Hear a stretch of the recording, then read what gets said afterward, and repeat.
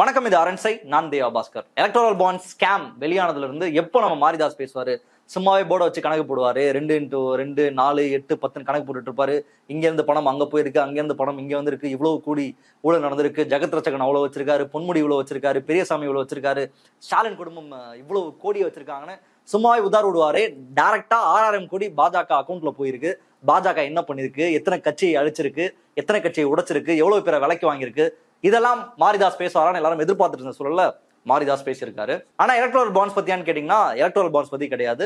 பாஜகவினுடைய ஆதரவாளர் மீஞ்சூர் சலீம் அப்படிங்கிற ஒரு நபர், அவர் கைது செய்யப்பட்டிருக்காரு. கருத்து சுதந்திரத்தின் கழுத்தை திமுக நெரிக்குது, மீஞ்சூர் சலீம் அப்படிங்கிற ஒரு நபரை எப்படி கைது செய்யலாம் அப்படின்ற குரலை அவர் பதிவு செஞ்சிருக்காரு. ரொம்ப காட்டமாக தன்னுடைய விமர்சனத்தை முன் வச்சிருக்காரு. அவர் மட்டும் கிடையாது, தமிழக பாஜக தலைவர் அண்ணாமலையும் நேரடியாக மீஞ்சூர் சலீமை எப்படி நீங்க கைது பண்ணலாம், என்ன அவர் பண்ணிட்டாரு, கருத்துரிமைக்கு எதிராக பாஜக, கருத்துரிமைக்கு எதிராக திமுக இருக்கு, திமுக அரசு இருக்கு, போலீஸ் இருக்கு, ஸ்காட்லாந்து யார்ட் போலீஸ் அப்படின்னு சொல்லப்படக்கூடிய, அதற்கு நிகரான காவல்துறைன்னு சொல்லப்படக்கூடிய தமிழக காவல்துறை நீ மீஞ்சூர் சலீமை கைது பண்ணியிருக்காங்க, இதுதான் உங்களுக்கு வேலையா அப்படின்னு பொங்கியிருக்காங்க. யார் இந்த மீஞ்சூர் சலீம், என்ன கருத்துக்களை அவர் பதிவு செஞ்சாரு, கருத்து சுதந்திரத்துக்காக இவ்வளவு துடிக்கிறாங்களே, அவருடைய கருத்துக்கள் என்னென்ன, அண்ட் இந்த விவகாரத்தை நாம் எப்படி பார்க்குறோம் அப்படின்னா அந்த வீடியோவில் நம்ம பார்க்க போறோம். மீஞ்சூர் சலீம் யார் அப்படின்னா, இந்த கொரோனா காலகட்டத்தில் மதன் ரவிச்சந்திரன் அப்பதான் ஒரு அரிய புரட்சிகள்லாம் செஞ்சுட்டு இருந்தாரு. தமிழக ஊடக பரப்பு எப்படி இருக்கு, தமிழ்நாட்டுல ஊடகமே ரொம்ப மோசமா இருக்கு, எல்லாரும் பெரியார்னு பேசுறாங்க, அம்பேத்கரை பேசுறாங்க, கால் மார்க்ஸ்ன்னு பேசுறாங்க, ஒரு இந்துத்துவ கருத்தை பேசுவதற்கு ஸ்கோப்பே கிடையாது, என்ன ரொம்ப உதாசீனப்படுத்துறாங்க, நான் சாமியை கும்பிட்றேன் அப்படின்லாம் உதாசீனப்படுத்துறாங்க. அதனால இன்னொரு மாற்று ஊடகத்தை நான் முன்வைக்கிறேன், ஒரு ரைட் விங் ஊடக அமைப்பை நான் கட்டமைக்க முயற்சிக்கிற போறேன் அப்படின்ற பின்னணியில மதன் ரவிச்சந்திரன் பல்வேறு நடவடிக்கைகளை ஈடுபட்டாரு. கடைசியா அவர் எங்க வந்தாரு, என்ன ஆனாரு, பாஜக எப்படி புரட்டி போட்டாரு, பாஜகவினுடைய அரசியல் கேடி ராகவன் விவகாரத்தை என்னெல்லாம் தலைகளா திருப்பினார் அப்படின்றதெல்லாம் வரலாறு. அவர் செஞ்ச ஒரு முக்கியமான விஷயம், சேனல் விஷன் அப்படின்ற ஒரு நிறுவனத்தை ஆரம்பிச்சாங்க. அவரு கிஷோர் கே சாமி எல்லாம் சேர்ந்து ஆரம்பிச்சாங்க. அங்க ஒரு ரைட் விங் முஸ்லிம் ஃபேஸா ஒரு நபரை அறிமுகப்படுத்துறாங்க. வெளியே ஆல்ரெடி பாஜக வேலூர் இப்ராஹிம் அப்ப நல்லா வளர்ந்துட்டு வந்தாரு. வெறித்தனமா அவர் முட்டு கொடுப்பாரு பாஜகவினுடைய இந்துத்துவ நடவடிக்கைகளுக்கு, இந்து வெறி நடவடிக்கைகளுக்கு, மாற்று மதத்தினரை சப்ரஸ் பண்ற எல்லா நடவடிக்கைகளுக்கும் அப்படியே கீழே உருண்டு புரண்டு முட்டு கொடுக்குற வேலையை வேலூர் இப்ராஹிம் முன்னாடி ஆல்ரெடி செஞ்சுட்டு இருப்பாரு. ஊடகத்துல இஸ்லாமிய சார்பில் இருந்து இஸ்லாமியராக இருந்து கொண்டு பாஜகவை ஆதரிக்க வேண்டிய ஒரு முகத்தை அவங்க தேடிட்டு இருக்கும் போதுதான் மீஞ்சூர் சலீம் வாண்டடா வண்டியில ஏறினாரு. அப்பத்துல இருந்து அவர் தொடர்ச்சியாக அந்த ஊடகத்துல பேசுவாரு. எப்படி ப்ரோ முஸ்லிம், சிஏ எப்படி ப்ரோ முஸ்லிமா இருக்கு, பாஜக எப்படி முஸ்லிம் ஆதரவு அரசாக இருக்கு, காங்கிரஸ் எப்படி ஒரு மோசமான அரசு, மதச்சார்பின்மை பேசுறவங்க, செக்யூலரிசம் பேசுறவங்க, எல்லாரும் சமம்னு பேசுறவங்க, சிறுபான்மையினர்களுக்கு அதிக கவனத்தை செலுத்தணும், அவங்களுடைய வாழ்க்கையில அவங்க வாழ்க்கையை மேம்படுத்த இன்னும் கரிசனத்தோட செயல்படணும்னு பேசுறவங்களாம் எவ்வளவு மோசமான நபர்கள், அண்ட் இந்துத்துவவாதிகள் எவ்வளவு நேர்மையானவங்க, ஆர்எஸ்எஸ் எவ்வளவு நேர்மையான இயக்கம், பாஜக எவ்வளவு நேர்மையான இயக்கம், அதுல இருக்கிற நபர்கள் எல்லாம் எவ்வளவு பெரிய தியாகிகள்ன்ற ரேஞ்சில பேசுறதுக்கு உருவாக்கப்பட்ட ஒரு நபர் தான் இந்த மீஞ்சூர் சலீம். இவர் தொடர்ச்சியாக இந்த கருத்துக்களை சமூக வலைதளங்கள்ல பரப்பிட்டு இருக்கக்கூடிய நபர். அதாவது பாஜக சிறந்த கட்சி, ஆர்எஸ்எஸ் ஒரு யோகியமான அமைப்பு, ஆர்எஸ்எஸ் தான் உலகத்திலே சிறந்த அமைப்புன்னு பேசுறதுல யாருக்கும் எந்த மாற்று கருத்தும் கிடையாது. ஆனா தொடர்ச்சியாக ஒரு ஹேட்ஃபுல்லான ஒரு கருத்தை பரப்பக்கூடிய நபர், இஸ்லாமியர்களை ட்ரிகர் பண்ற மாதிரி, இஸ்லாமியர்களுடைய உணவு பழக்கங்களை, இஸ்லாமியர்களுடைய நடவடிக்கைகளை, இஸ்லாமியர்களுடைய வாழ்க்கைகளை, அவங்களுடைய பிரேயரை, அவங்க கூடுற இடத்த தொடர்ச்சியாக அங்க இருந்து கொண்டே, நான் ஒரு இஸ்லாமியர், ஆனா பாருங்க இஸ்லாம் எவ்வளவு ஒரு மோசமான மதம், இஸ்லாமியர்கள் எல்லாம் எவ்வளவு மோசமானவர்கள் பாருங்க, இஸ்லாமிய அந்த அந்த அமைப்பு, அந்த சரௌண்டிங் எவ்வளவு மோசமா இருக்கு பாருங்கன்னு சொல்லி தொடர்ச்சியாக அவர்களை ட்ரிகர் பண்ற வேலையை அல்லது ப்ரொவோக் பண்ற, தூண்டி விடுற வேலையை தொடர்ச்சியாக செஞ்சுட்டு இருக்கக்கூடிய நபர் தான் இந்த மீஞ்சூர் சலீம். இதை கடந்த 2020ஆம் ஆண்டுல இருந்து அவர் தொடர்ச்சியாக பண்ணிட்டே இருக்காரு.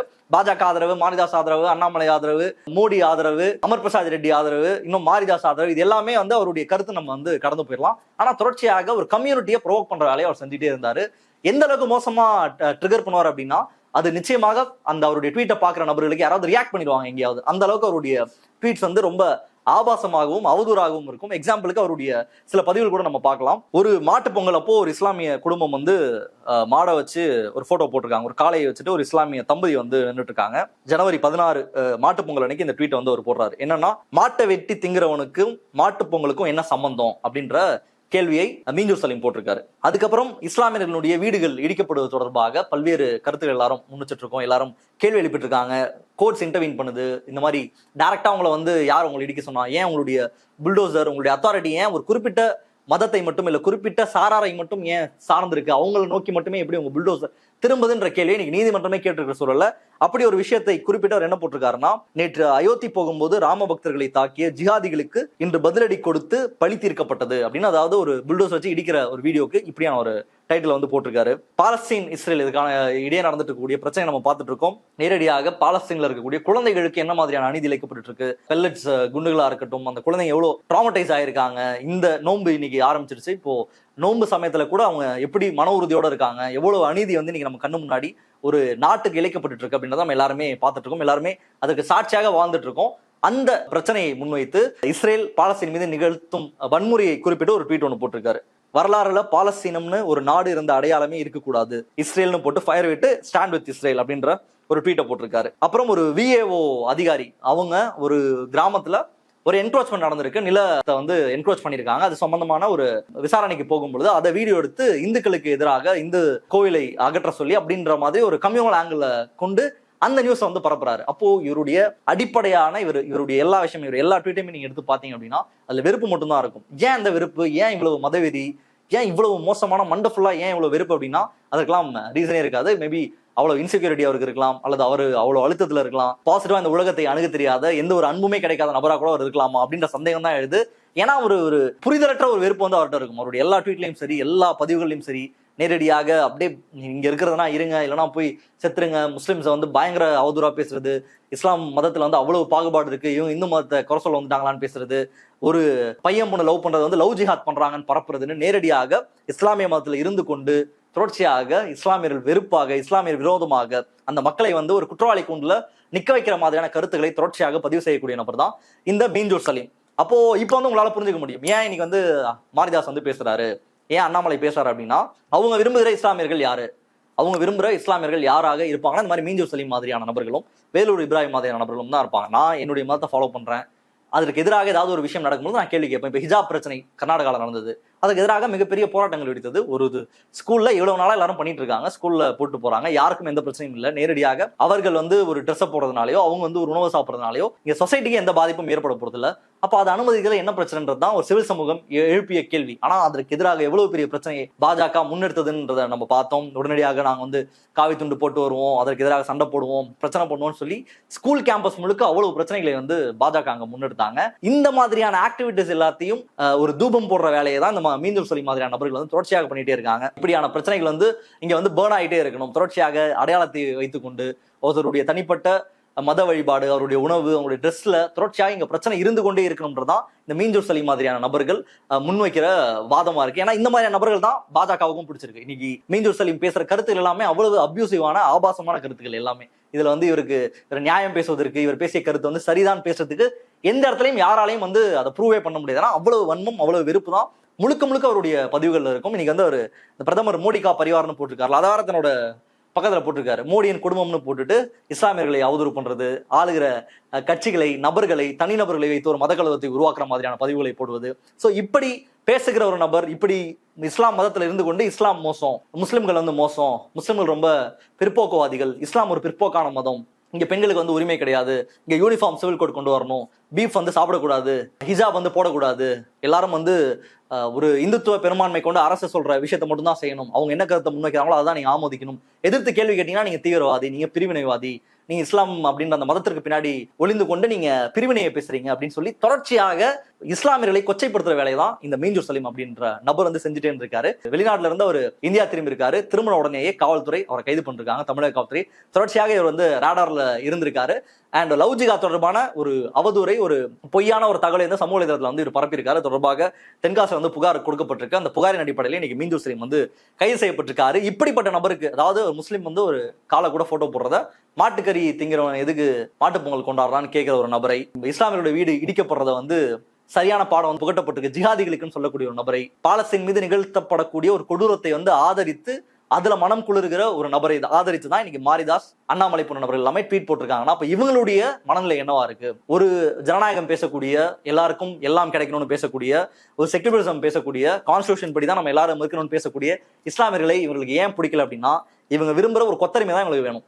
அது நீ இஸ்லாமியரா இருக்கலாம், இந்துவா இருக்கலாம், இந்து மதத்துல நீ என்ன ஜாதியா வேணா இருக்கலாம், அதுல அவங்க என்ன சொல்றாங்களோ ஆர்டர் படி என்ன இருக்கோ அந்த ஆர்டரை நிறைவேற்றுறது தான் நம்மளோட வேலை. மற்றபடி நீ சுயமா கேள்வி கேட்கிற, சுயமா சிந்திக்கிற அப்படின்னா அதெல்லாம் முடியாது.